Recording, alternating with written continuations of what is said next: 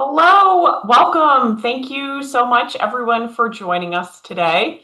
I am so excited today to be presenting about why you should get an MBA, talking you through some of the reasons why an MBA might be a part of your professional future, talking a bit about some of the impacts it might have on your career, helping you understand a little bit about the application process and some next steps and some guidance on how you can learn more. So thank you so much for joining us today.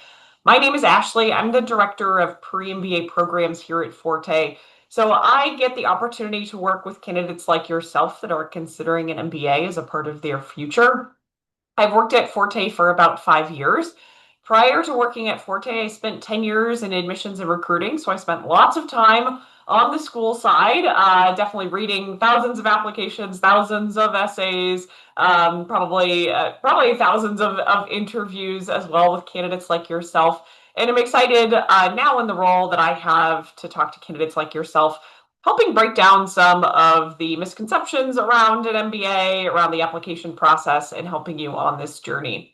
I want to spend a couple minutes talking about kind of some of the history behind the work that we do here at Forte and a little bit about the landscape.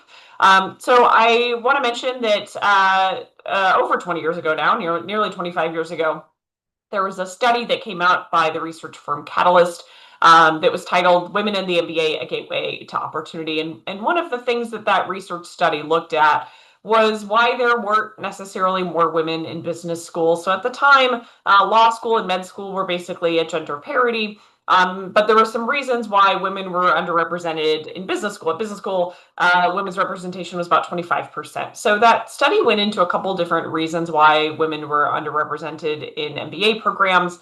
Some of those things were around a lack of role models, a lack of understanding about kind of compatibility with their personal and professional lives, a misunderstanding that they didn't necessarily have the quant skills for an MBA. And some of those reasons that were identified, there was actually a working group that was put together to help kind of address some of those. And from that, Forte was born. The other thing that I want to talk about as far as women's representation goes is that things have certainly changed over the lifetime of Forte, certainly in the last 15 years or so. We've seen a steady increase in women's enrollment across our member schools, which has been really exciting. So that now, if you're a woman in an MBA classroom, that representation looks a lot different. So your class makeup certainly looks a lot different than if you were enrolling in business school back in the year 2000, which is really exciting due to the amazing work of organizations like us. But I also want to mention that there's still some challenges that exist. And if you think about women's representation at the top in kind of the C-suite, that has changed a lot since 2000. But certainly there's some work to be done here as well. So one of the reasons why an MBA can be a powerful tool is helping you propel into executive or C-suite level positions. Many women who are in the C-suite have an MBA or equivalent degree, but still certainly the women's representation kind of the top of top companies has some ground to cover. So here at Forte, we are all about really fueling the future of business through the work that we do. We are this amazing network now over our 20 plus years of existence that includes wonderful companies, undergraduate and graduate business schools, amazing donors, and community members as well. So we've grown a lot in the last 20 years, certainly. And here at Forte, we're really trying to help you reimagine what's possible in your career, accelerate your career, and certainly an MBA is a great way to do that, and also, of course, a financial piece as well. I do want to mention we are a nonprofit organization, so the work that we do is made possible by our amazing members and partners, as well as individual giving. And so as you connect with us and as you go through this process, our certain hope is as you're achieving your professional career and your goals, that you're thinking back as the work that we do. I also want to mention, as you go through this process, we do work with amazing partner business schools. We work with about 60 partner schools in the US, Canada, the UK, and Europe. So wherever you might be thinking about pursuing an MBA, we have lots of partner schools that are here to support the work that we do. And we also work with about 30 executive and professional programs as well. And I'll get into in a little bit here what that means as far as for MBA format. So let's talk a little bit about why you might be thinking about an MBA. So there's lots of reasons why you might be considering an MBA. Some of you might have been thinking about this for a long time. Maybe it's something you learned about as an undergraduate, or maybe you have a parent or a family member that has an MBA. Some of you, this might be a little more recent. So maybe you learned about it through your professional network or maybe in your current job. But there's a lot of reasons and pathways to an MBA. And I want to start talking about kind of some of the value proposition of an MBA program. So there are many reasons why you might be seeking an MBA. These are just some of them. They might be some of yours, but they might not be. That's okay. And I will say overall, candidates are usually really happy with the MBA as a degree. So over 90% of graduates highly rate their graduate management experience favorably. Nearly 90% also had a positive return on investment. And so there's lots of kind of reasons why an MBA, the kind of, if an MBA is worth it, there's lots of data out there to kind of back this up. But I want to go through each of these to give you an idea of why these are important as you consider the value of an MBA. So the first is this idea of gaining kind of business fundamentals, management fundamentals. So whether or not you pursued business as an undergraduate student or took any business classes as an undergraduate student, you can pursue an MBA. So candidates come to an MBA with all different majors, all different degrees. Some of them have some business education experience. Many don't have any. So if you're sitting there thinking, well, I've never taken a business class, I don't know anything about accounting, an MBA is a great way to build those business fundamentals. So even if you don't necessarily have business experience, an MBA is a great way to gain and then be able to leverage that business fundamentals. There's also this idea of actually understanding management or leadership. So many business schools teach management, teach leadership, and actually give you management or leadership experiences. So that's an opportunity to lead teams while you're in business school, lead projects. That's within your business school, but also with outside organizations. So this is actually giving you experience. So it's not just about sitting in class when you're in business school, but it's actually about gaining all of these different experiential opportunities while you're there as well. The other piece that I think is important and somewhat should be on top of everybody's mind is actually the financial return on investment for an MBA. So the average starting salary, I think the last article I read, the average starting salary was now about 128,000 US dollars.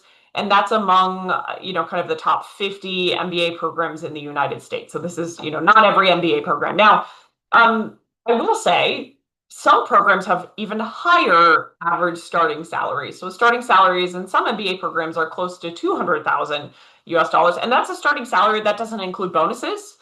Sometimes a bonus is tens of thousands of dollars for an MBA starting salary. So I think it is very reasonable and important to think about the financial piece. So thinking about what your salary is now with an MBA, what might you think about for a future salary? And there's actually a tool you can use.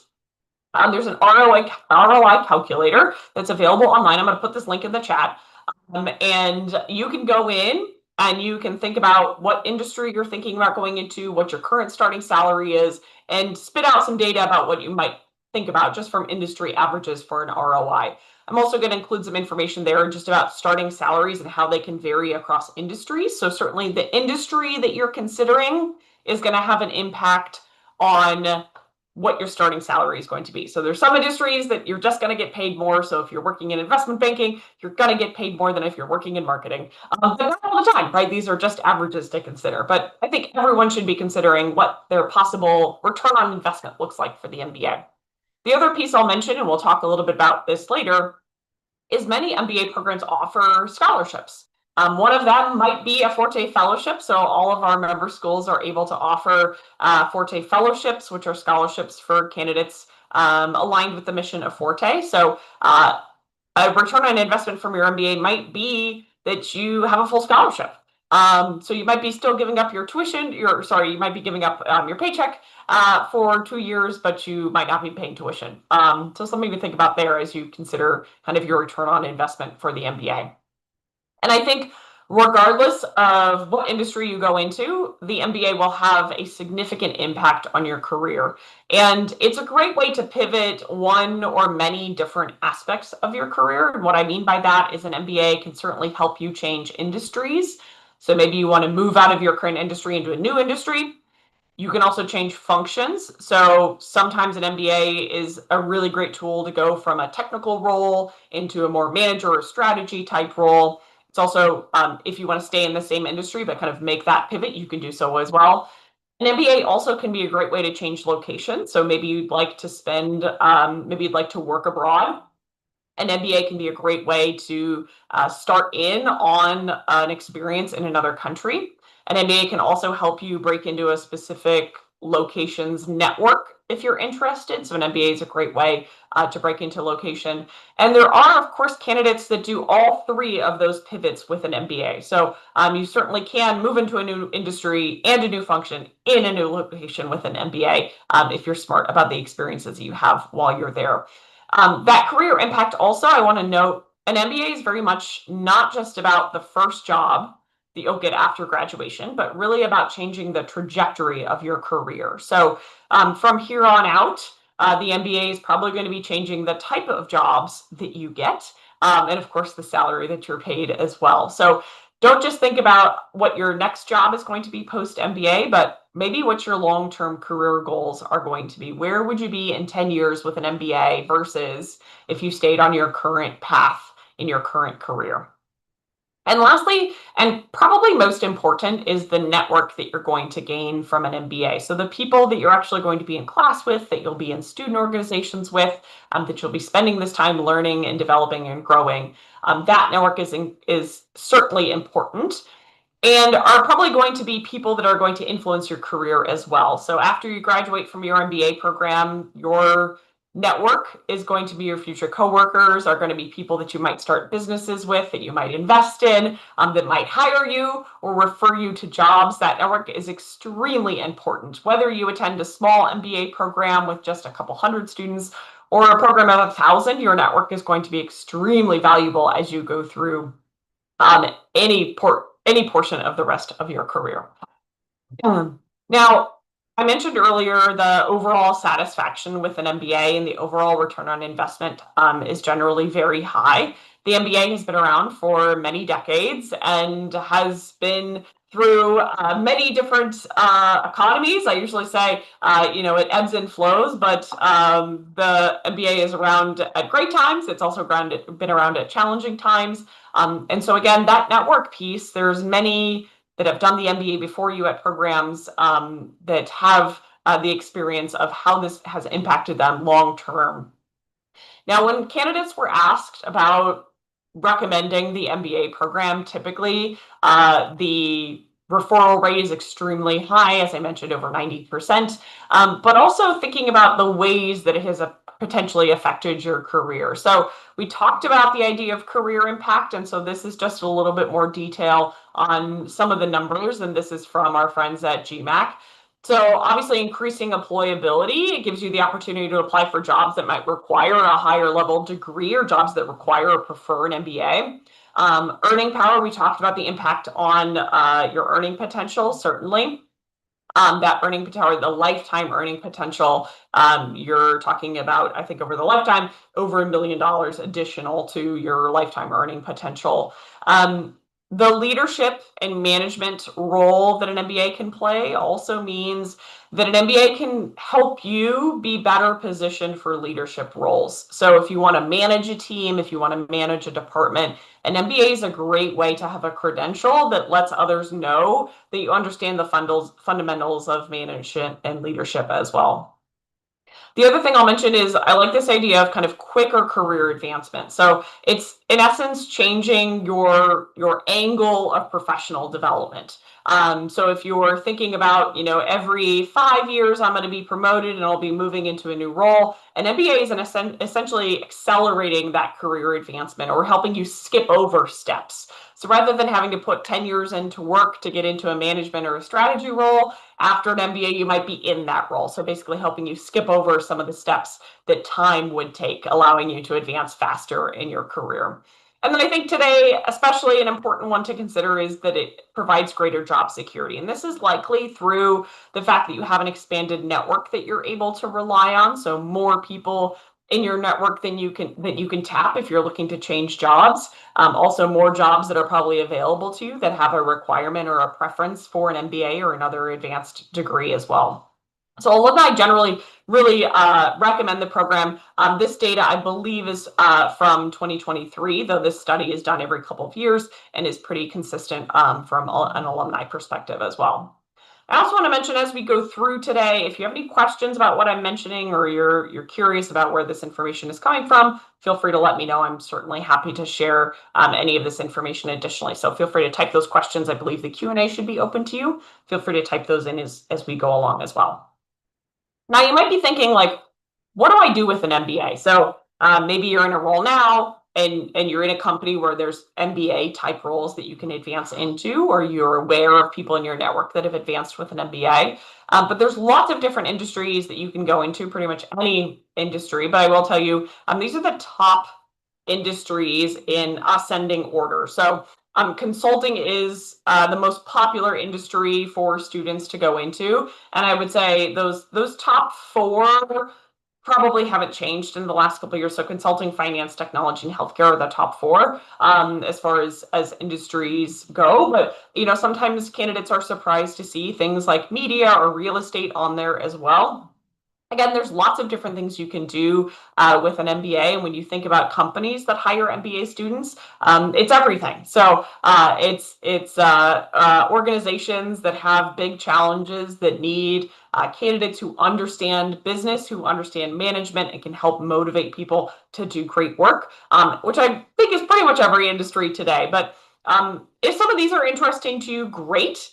These are really popular with MBA programs. If you don't see something up here that's of interest to you, or you're thinking you have a different interest, I promise you, not everybody goes into these. So you might be thinking you want to do something more in the realm of social impact. Maybe you want to work in the nonprofit space, or you want to work in education. Absolutely, there are jobs there for candidates. They might just not be quite as prolific, but I will say, having worked with candidates over the last 15 years, they go into all different types of industries. So we have alumni that work in things, in the wine industry. We have alumni that work for education nonprofits. We have alumni that work in international firms all over the globe. So there's lots of different things that you can do with an MBA.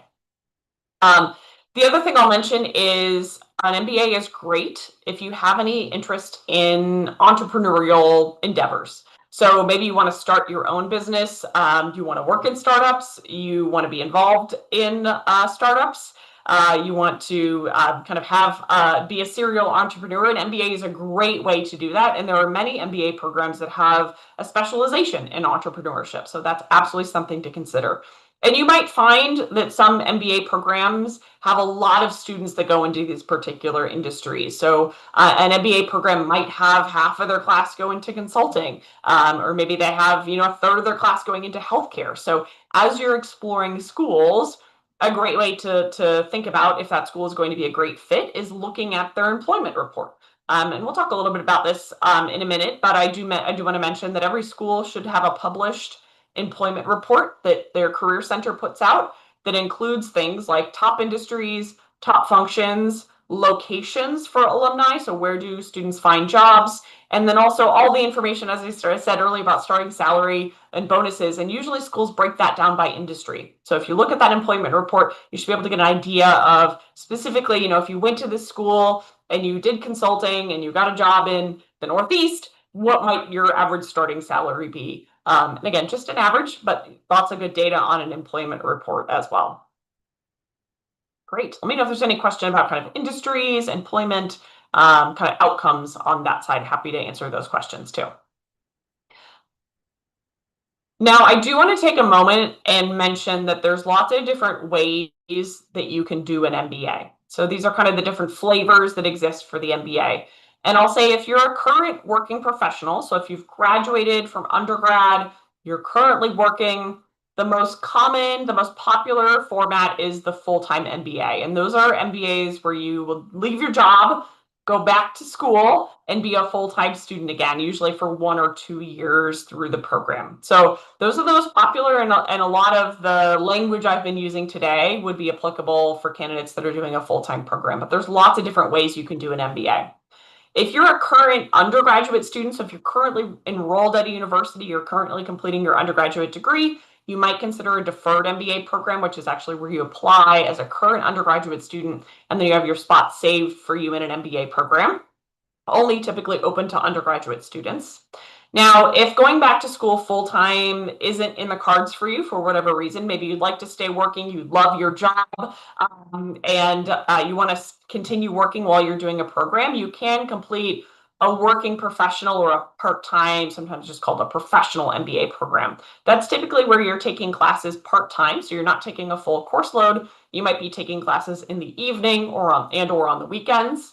And again, you're typically fully employed while you're doing that program. So sometimes they're called fully employed or employed MBA. They have lots of different types of names, but in essence, you're going to back to school part-time.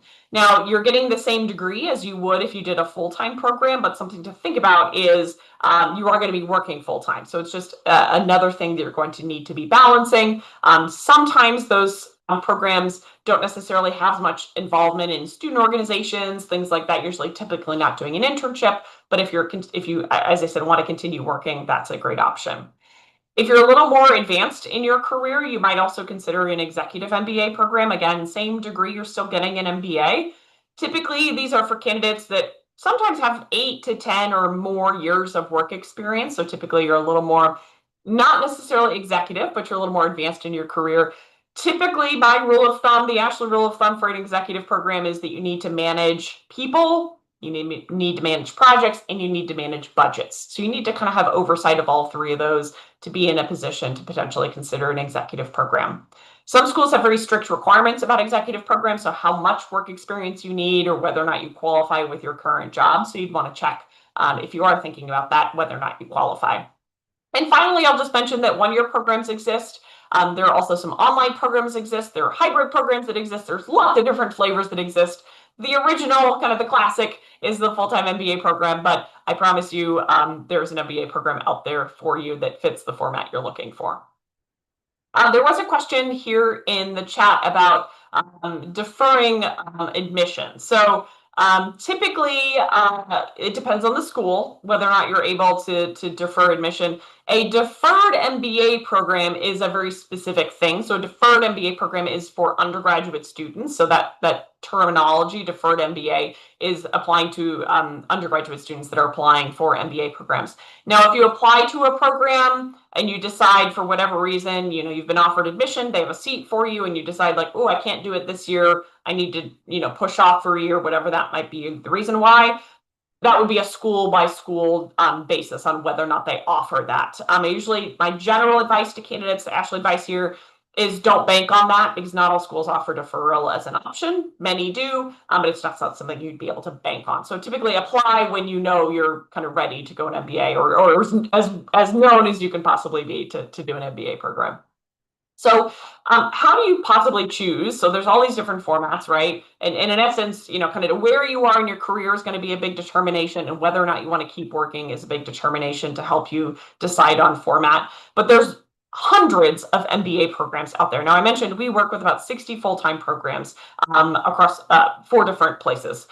So even within that, right, that's a lot of different options. And there's lots of different ways you could go about deciding which MBA program is going to be right for you. And I want to go through some of these, kind of this idea of program choice to give you some food for thought as you consider your options. So a big piece around the MBA program is what you want to do with your career. And also what sort of experience that you're looking for. And those two things will first require you to do a lot of self-reflection. So through this process, you should be thinking a lot about yourself. This is inherently a selfish process. You should be thinking about you, number one, as you go through here. So what are you looking for after your MBA? What sort of job are you looking for? What sort of experience are you looking for? And when you think about going back to school, what sort of experience are you looking for there? Are you looking for a lot of one-on-one attention in a small classroom? Are you looking for the most experiences possible? Are you looking for the best value? Are you looking for the best, opportunity financing wise? Maybe you don't want to take on any student debt. Maybe you're really important to you to have some international experience. Maybe you want to be able to study abroad. What are those things that are really important to you? And to first ask those questions of yourself and just kind of make a running list of what's important to you. Why were you attracted to this opportunity in the first place as you go through? And then as you're evaluating these different criteria, that will, of course, help you decide whether or not it's going to be important to you. So sometimes rankings, reputation, kind of the brand name of the business school is important. I would just say if you're thinking about looking at something like rankings, definitely look at the methodology that they use to rank programs. So what actual data are they looking at? If the methodology is very heavily relying on alumni feedback, what type of questions are they looking at? If it's heavily relying on statistical data like average test scores or average GPA, is that really important to you? So understanding rankings methodology is really important. It's kind of the same thing around like, what does reputation really mean? And do you mean reputation for a specific industry? Do you mean reputation for kind of personality of alumni? Really digging into that can be important because those are big buckets to think about. We mentioned program format. That can definitely change your decision. So if you decide that you'd like to continue working, that might mean that your program choice is going to be geographically constrained. So maybe it's wherever you can get to class in the evening. So that might be, a program in your city, or if you're going to do an online program, something that works with your schedule. So program format can certainly help narrow down a school list for you as well. For example, if you live in a big city and you want to do a part-time program, then that might mean you have 4 or 5 options to choose from, and that immediately is going to be the list that you consider. Same thing with location. Again, this might be because you want to stay in your city or you want to go somewhere new.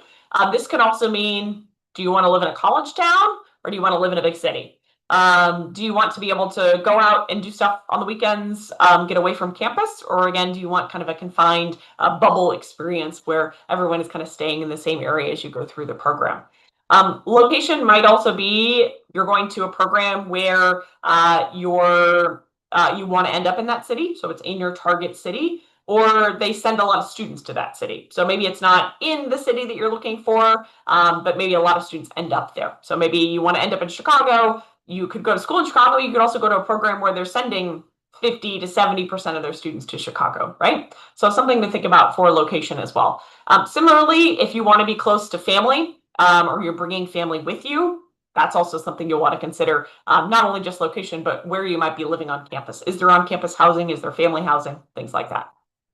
Now, cohort size is interesting because this might be very different than what you experienced as an undergraduate student. For an large undergraduate class, that might be 10,000 students. A large MBA class might be 1,000 students. So we're definitely talking on a smaller scale than undergraduate, but some cohorts are maybe just 100 students. So there are some really small MBA programs out there. Maybe you want a lot of one-on-one attention. Maybe you want to go to a program that has a small cohort, but maybe is a part of a large university. So some of the MBA programs, just because their cohort of MBA students is small, doesn't mean the university is small. So you could think about maybe it's still at a large state school. So maybe there's still 40,000 people on campus, but you're going to be in a program of 100 students, right? That's a very different experience. So cohort size is important.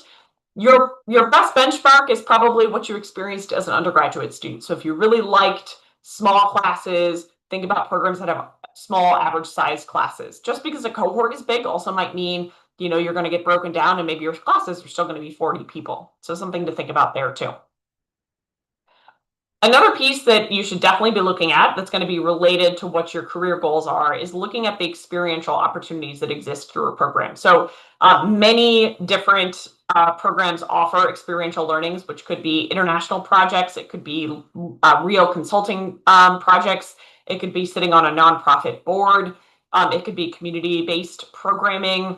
what are the opportunities that you have outside of the class to get involved and to get experience? Anything you do in an MBA program essentially can support you as you think about your next career step. So what are those experiential opportunities that exist that might support you? How many can you get involved in? Are they aligned with what you're thinking about doing? I'm going to skip cost. I'll come back to that in a second. The next one I mentioned is kind of related to experiential learning. So what you actually are doing in the classroom and what the what the academic method used is. So is it a case-based learning environment? So are they using cases? Some programs are 100% case method. Some programs are kind of a mix of case method. That's something to think about if you're unfamiliar with that. That's going to be different if you've not experienced that as an undergraduate student. That's a very different learning style that you might want to explore, have the opportunity to sit in on and try a class out. How much access do you get to faculty? At some schools, the faculty might be extremely, they might be, well known, but that might mean you don't get to see them, right? So they might teach, but you're not going to catch them at office hours, right? You're going to have to talk to a TA. So you maybe read their book, but then you're never going to see them. At other programs, you might have happy hour with the faculty member. They're much more accessible. So thinking about whether or not that's going to be important to you as you go through. And finally, we've talked about it a lot today. I think it's important to consider what the cost in scholarships looks like. And this will definitely depend on format. So again, most full-time programs have the opportunity to have full scholarships. Less likely for other formats, but for a full-time program, there are many programs out there that have full scholarships or partial scholarships available for candidates. Typically, scholarships cover tuition. I saw that there was a question here about whether or not scholarships cover other things. There are some scholarships that include a stipend. There are some scholarships that might include other benefits. So it might be tuition and required fees. But I would say, most scholarships are just looking to cover tuition. But again, there are some scholarships out there that might cover other things as well. And as you think about the MBA and kind of this picture of cost and scholarships, I will mention that we do a great webinar, usually twice a year, with our friends at Juno. It's a great, if you're thinking about an MBA and you're thinking, I'm going to have to start budgeting and think about potentially taking out a loan, I'm going to encourage you to check out Juno. I'm putting a link to the chat that you can join. They also crowdsource loans when it comes time to it. So a great resource to consider there. But you're going to want to start thinking now about things that you're going to have to pay for in an MBA program. There's going to be out-of-pocket expenses, food, travel for events or travel for social activities, happy hour, whatever it might be. There's going to be some costs associated with doing an MBA program, certainly, that a scholarship, even a full scholarship, wouldn't be covering. So how do you get information about these things? You're like, okay, Ashley, this is great. Got my homework, got my checklist of questions I'm going to ask myself, things to consider. How the heck am I going to find this information? All right, I'm going to give you some tools here, resources to use. First, of course, I'm going to say, come see us. We do lots of webinars. I'm going to, in just a minute here, I'm going to talk about all the events we have coming up that are going to help you answer some of these questions. But of course, we have some great information on our website. Some of the information I shared with today is also from a great website, MBA.com. That one's super easy to remember. It's run by GMAT, which is the organization that also runs the GMAT exam. Great resource, lots of data, lots of survey information, just everything you need to know also about preparing for the GMAT exam as well. Probably the most reliable information you can find about learning about partner schools or any school else out there is going to school websites and looking at the class profiles, looking, as I said, about employment reports. School websites are very well curated. They want you to find the information on there. They want you to interact with them. So similarly, attending exploration or any sort of networking events is extremely advantageous as well. Also on school websites, you will find information about how to connect with current students and alumni. Almost every MBA program will have information about their student ambassador program, which is a way that you can connect with current students. That's a great way to interact. There's probably students that have similar backgrounds to you that maybe are from the same place. Maybe they studied the same thing, went to the same undergrad. You will find some level of commonality. And those ambassadors are great about sharing their own experiences on their journey to an MBA program, and then also, of course, at that particular partner school.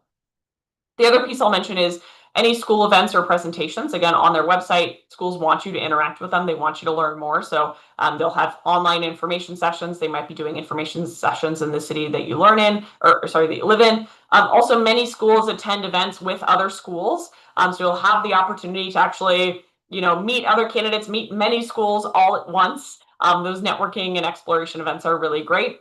There's actually one going on right now. My colleague Sarah is staffing an event as I speak here. She's staffing an online event that probably has 15 partner schools in attendance, so you can kind of learn about many all at the same time. Okay, so I do want to talk about the application process as you get ready. These are things that you're going to need to be thinking about that will be evaluated in the application process. Now, some of these are things that you still can influence, that will still be under your control. Some of these things have already been written in stone. So the first is many business schools, most business schools do require standardized test. The test that was made for business schools by business schools is called the GMAT exam. Many schools also accept the GRE exam. The GMAT was just the one that's made for business school. If you've heard of the LSAT, if you've heard of the MCAT, this is the GMAT. So the GMAT exam, it's a standardized test. It's a standardized measure, so schools can evaluate at least one criteria across all candidates as a standardized measure. Typically, I recommend to candidates at least 6 weeks of studying. You can, of course, self-study. There's some free GMAT practice exams online that you can take, which is a great resource. There's lots of great tools there as well. But you'll want to spend time studying for this exam. This is not an exam that you can take cold. This is one that you absolutely are going to need to spend some time studying for sure.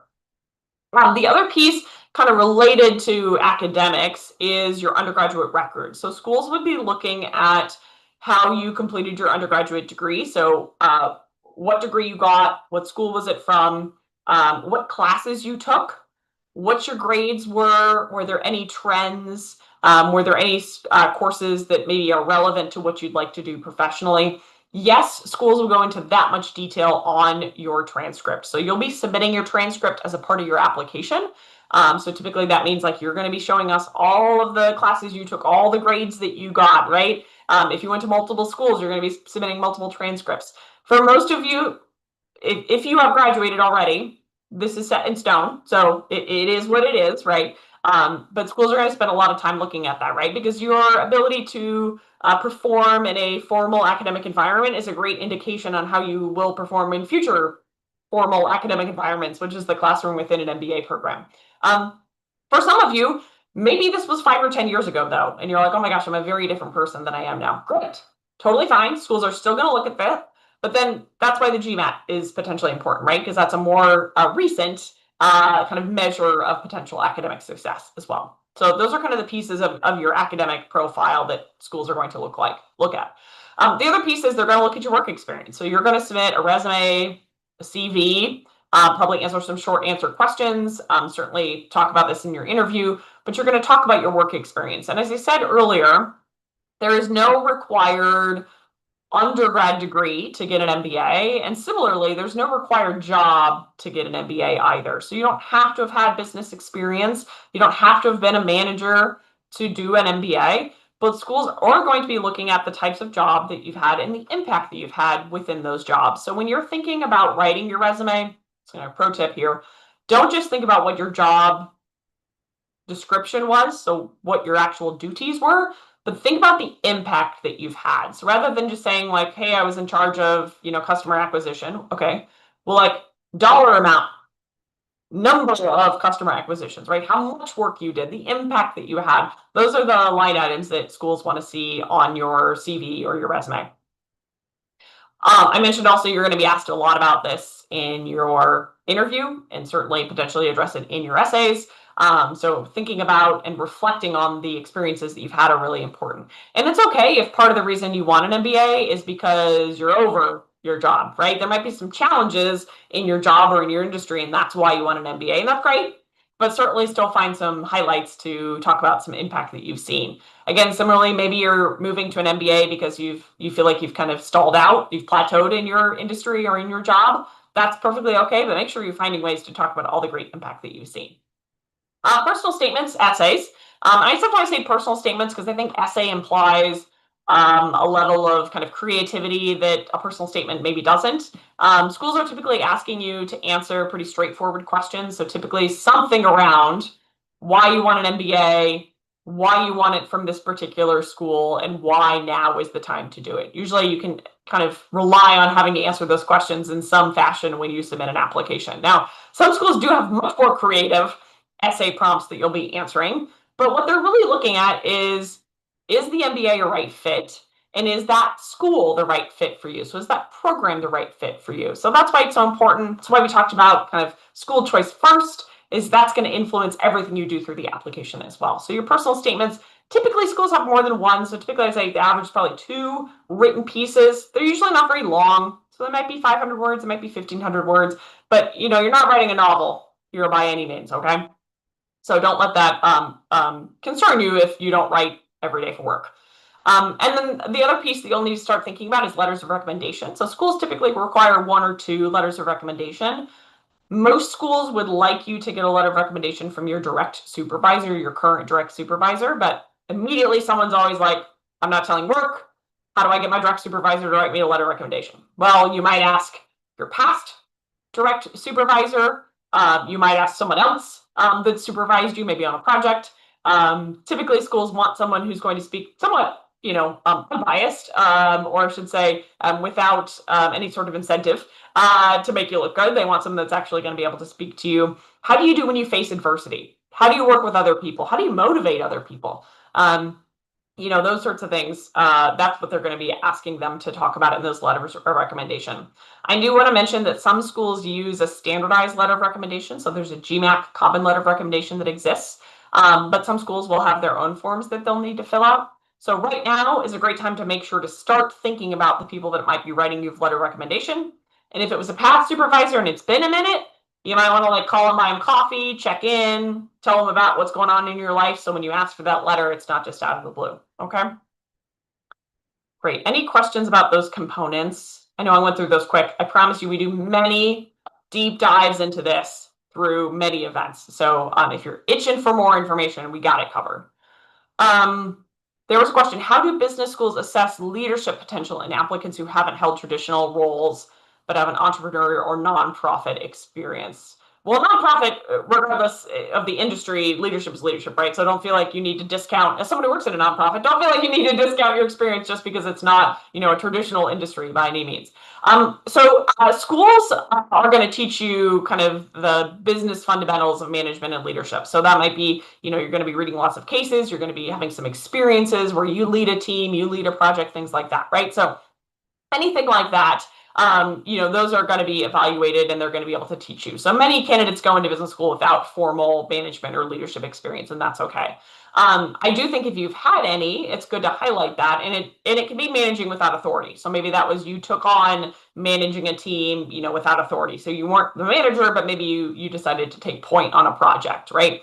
Or maybe you do have an experience where you led a project and you were a team lead, something like that. Those are all great to highlight through the application as well. And then you might find through business school, you're going to do a lot of self-reflection in business school as well, which might teach you kind of what your management style is. What are the things you need to work on as a leader? How are you going to be able to handle, challenging staff or challenging situations, things like that. So schools will definitely give you some of that experience, but if you've had any leadership, definitely great to highlight, but it's also okay if you haven't formally managed as well. What are the top mistakes you see from candidates in their essays and how can you avoid them? That is a great question. And we do, I will say we do some sessions on this through our program, MBA Launch, which I'll mention here in a moment. We do an application prep program. So if you're thinking, oh my gosh, I'm gonna need a lot more assistance, I'm gonna make a plug for our MBA Launch program here, which will definitely go through many of these. I'll say there's some very easy mistakes that you should avoid when writing essays. In today's day and age, don't ask AI to write your essay for you. That's probably the number one mistake you're going to get, and you will get caught likely by schools. They got a good nose for these types of things, certainly. I'd also say being generic in an essay is the number one mistake you can make. Many times I read essays that just feel like they wrote what schools wanted to hear, what they thought schools wanted to hear, and they don't really end up writing anything about themselves. And then you just got a big blank in your application. So make sure you're being authentic and actually specific in those essays too. Great. In the app, do we mention our interest in the Forte Fellowship? Good question. So if you are interested in that Forte Fellowship I mentioned earlier, some schools will ask candidates. So schools do select and fund those fellowships. So some schools will ask you, do you want to be considered? There might be a checkbox. There might be an opportunity for a short answer, things like that. Many schools will, for your interest, some schools will also just automatically consider all candidates for all scholarships. So that's an easy one too. Great. Now, we've talked about a lot, and I kind of teased this, right? I mentioned there's lots of different ways, lots of different events coming up. So first thing I'm going to plug is our Forte Forum events. These are amazing events to connect with other candidates, which are a great resource, people that are going to be your future classmates, future business associates. It's also a great way to connect with both admissions and alumni. So we have many different events coming up, both live, in person, and then also virtual events. So if you're in any of these cities, we would love to see you in person. Would love to see you there. These are all, registration is available through that QR code. Registration is open now. We also have a number of virtual events that we're doing in the fall. So if you're unable to make it to these cities, or you just want to, do this from your couch, you can do that too through one of our virtual events as well. We'd love to see you at one of these forum events. They're free. They're open to anyone. So tell your friends, book a friend. And they're great events to connect with many of our member schools as well. I teased earlier also when we talked about the application components that we do have an application prep program. Open now is our MBA Launch on Demand program. It is an asynchronous independent program that you can complete now to get you ready for the application process this coming fall. So if you're thinking about submitting an application in the fall, we got you covered. Check out MBA Launch on Demand. We also have a cohort version of that program, which is 8 months long. So participants in that program are with us February through September, and it is a full-blown program with community that you'll do. Next intake will be in February. But if you're looking for some prep now, you can go ahead and sign up for MBA Launch on Demand. It is available today.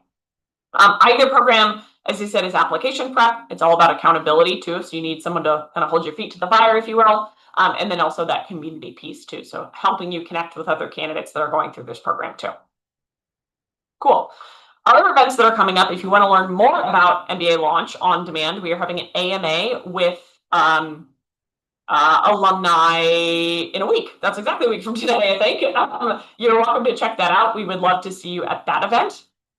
Also, before I forget, I'm going to put the link to the forums registration in the chat. And then I'm also going to put a link to MBA Launch in the chat. And then on this slide, all the links to these webinars. So if y'all are interested in any of these webinars, I mentioned the on-demand AMA is next week. So if you'd like to hear from people that did on-demand, join us next week. I believe we have 3 alums of that program joining us. If you are thinking you want to apply to this fall and you're like, I need some help, check us out. At the end of the month, we'll be with some school reps to talk about submitting round 1 applications. And then if you are attending any of those forum events, at the beginning of August, we'd love you to join us. We'll give you some hot tips on how to get the most out of those forum events. I'm going to take some questions because I saw a couple questions come through in the chat in the last couple of minutes here.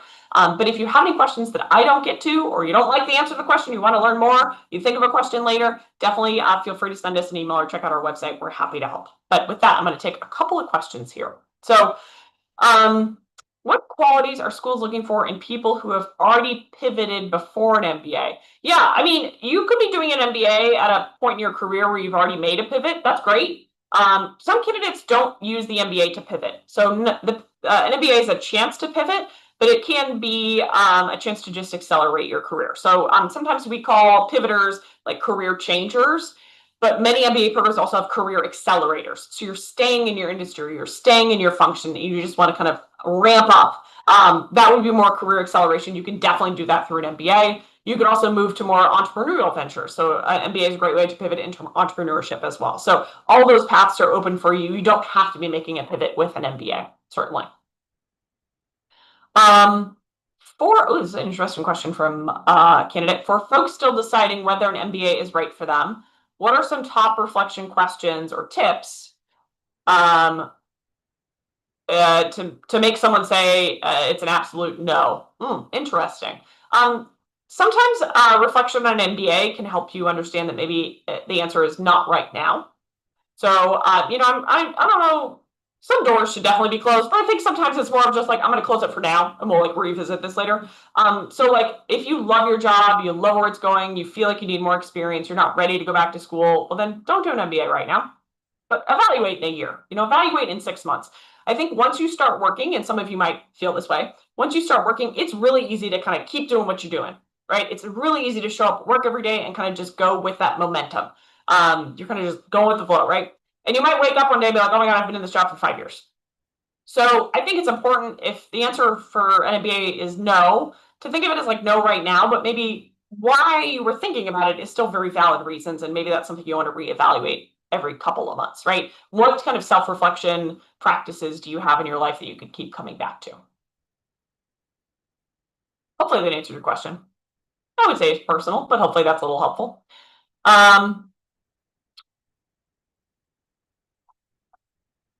What are the most underrated qualities applicants bring to MBA programs that often go beyond test scores and job titles? Well, I'm going to tell you right now, test scores and job titles are not one of the qualities that schools are most excited about, right? They're very excited about individual stories. That's what schools are most excited about. I think schools get really excited when they see candidates who have something different in their background. Maybe they did something different. I will mention we have a webinar coming up in September. If you are a college athlete, we have a webinar specifically about college athletics and how that's a great pivot into an MBA. So if you're a college athlete, that's exciting. If you're really passionate about something outside of work, awesome.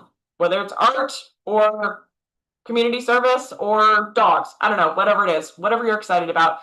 These kind of very deep connections, schools love that. Schools love to see you being authentically you, right? They want a class of individuals. They don't want a class of cookie cutters. Yeah.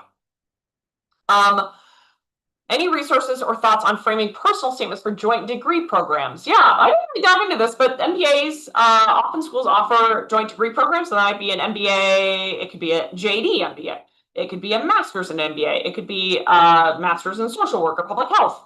Sometimes they have medical degrees in MBA. The combinations are endless here. So I would say it depends on the school. Some schools are basically two independent applications, and so you really just have to think about them separately. Some schools, it's much more of an integrated curriculum. So it depends on the school for sure. But again, I think if you have really solid reasons for why you want to do that, I think that's just is what's going to need to come across. Like you're actually expressing what it is very specifically you want to do with both degrees. Why do you need both degrees, right? That's kind of my question when I worked with joint degree candidates is like, okay, is your goal, could you do it with just one degree? Because otherwise you're just like collecting them. And it can be very expensive. So you want to just be thinking about that as you go through as well. Do you need to be a Forte member to qualify for the scholarship? You do not. So the Forte Fellowship is open to candidates. As I said, schools select and fund. There is some criteria on our website you're welcome to check out, specifically about the Forte Fellowship. It is not a requirement that you do a Forte program to get a Forte Fellowship, though I will say candidates that complete the launch program are typically very successful in their application to business school. Over 90% of them that apply to member schools are offered a seat, and typically about 50% of them are awarded a Forte Fellowship. So it is not a requirement, but there is definitely a strong correlation between candidates who complete the launch program and candidates who end up as a fellowship, a Forte Fellow. If we just graduated undergrad, I'm going to assume you mean like just now, like maybe you just graduated 2 months ago in May. Congrats. How can we make the best of our work to see if we benefit from an MBA and how to prepare for future MBA application? Great question. Good job getting on top of it. A couple thinto I would recommend if you're early in your career, whether or not you just graduated a couple months ago or maybe just still a couple of years into your into your professional career. A couple of things I would say. One is cultivating your network and maintaining your network is really important. So I'd like to think of it as kind of like, I don't know, yard or a garden, right? You can't just like plant something and be like, all right, I'm gonna come back in 2 years, right? That's not how it works, right? You gotta go out there, you gotta weed, you gotta water, I don't know, other gardening stuff. So that means that when it comes time to ask for letters of recommendation, ask candidates, that are now in their MBA program, like maintaining those connections is great because you're going to rely on those people later. And then the other piece I would say is everything is going to be a learning opportunity. So you are going to stumble professionally at some point, probably many points. It can be tough, especially in today's economy. You might face layoffs. You might be part of a RIF. Anything like that can be really challenging, and it's hard in the moment to think about how that's going to help you grow professionally. But I guarantee you those opportunities where you stumble or things happen outside of your control make some of the best learning experiences. So as you go through, it can be really challenging to think, how am I ever going to grow from this, right? I'm starting at the bottom or I'm starting over. Those are some of the things that are going to help you learn the most about yourself and your professional degree, and help you realize that you have grit, and you can make it, and you will be able to pick yourself back up again. So I hope that through the self-reflection process of an MBA, you've all taken the opportunity to, or you will all take the opportunity to learn more about yourself. That this will be a great opportunity. Even if you never apply to an MBA program, our hope is that this has helped you personally and professionally. Just think about what's important to you. Think about what you want out of your professional career. What are the things you have learned, and what are the things that are still to come? So I want to thank you all for joining me today. I hope this was helpful. Please reach out if you have any questions. We'd love to hear from you. Thank you for joining us today. I hope everyone has a wonderful rest of their day, and hopefully we will see you at a future event soon. Thanks, everybody.